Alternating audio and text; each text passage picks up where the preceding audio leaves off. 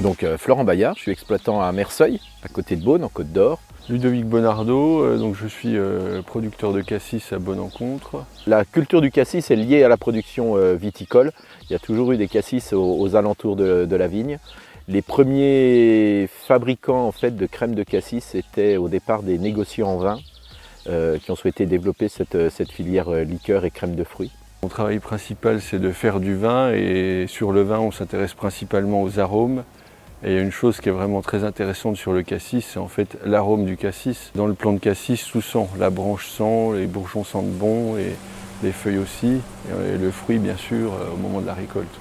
Après au niveau des variétés, donc il y a deux variétés différentes. Il y a le noir de Bourgogne qui était historiquement utilisé en licoristerie, qui est de loin le plus aromatique.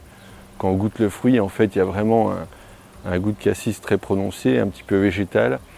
Et surtout un très bon équilibre entre les sucres et l'acidité.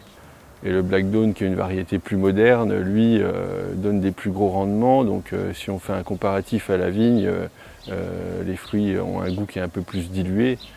C'est plus léger, c'est très facile à manger tout seul parce qu'il y a moins d'acidité. Mais par contre l'arôme est beaucoup plus discret et léger. Donc le cassis est une plante pérenne, c'est-à-dire qu'il lui faut plusieurs années pour commencer sa production. C'est en troisième année que l'on aura les premiers fruits récoltables. Et ensuite, la durée de vie est de 10 à 12 ans environ. Donc on va conserver notre verger pendant une quinzaine d'années au total.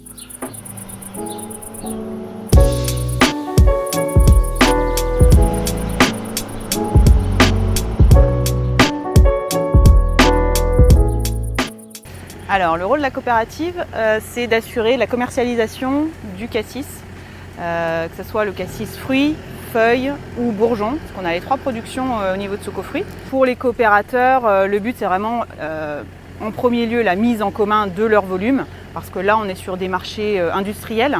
Nos clients sont des industriels qui ont besoin de volume en face.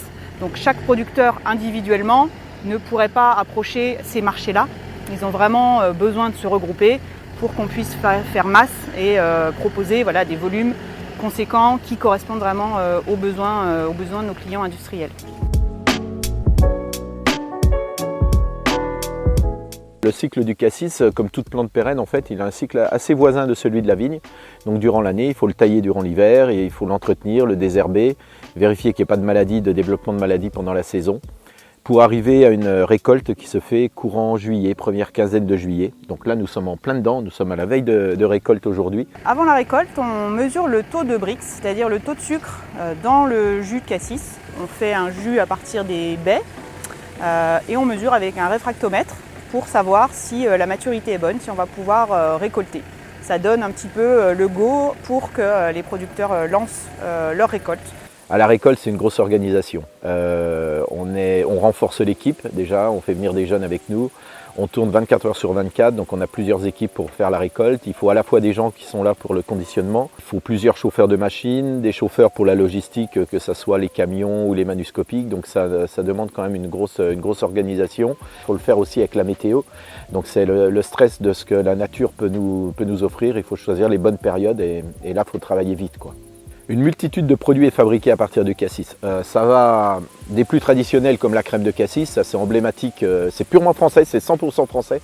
Il n'y a pas d'autre crème de cassis ailleurs dans le monde. C'est le marché principal du cassis, mais le cassis on peut le trouver sous des tas de formes. Alors, on ne le trouve pas en fruits frais dans le supermarché ou chez le primeur.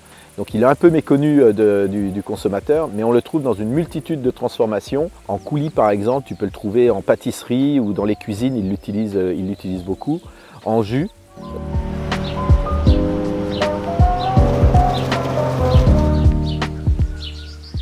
De la consommation de cassis sur la santé, il faut savoir déjà que le cassis contient 3 fois plus de vitamine C que l'orange. Il est riche en anthocyanes, la couleur violette en fait est liée aux anthocyanes. Les anthocyanes sont des éléments très intéressants pour la santé. Et ensuite, des études ont prouvé que le cassis contenant beaucoup d'antioxydants, il avait un effet bénéfique sur la diminution des maladies cardiovasculaires, et des études japonaises ont prouvé une diminution de la dégénérescence au niveau de la vue. Une des orientations de la coopérative maintenant, c'est vraiment de travailler sur les questions sociétales, environnementales et sociétales.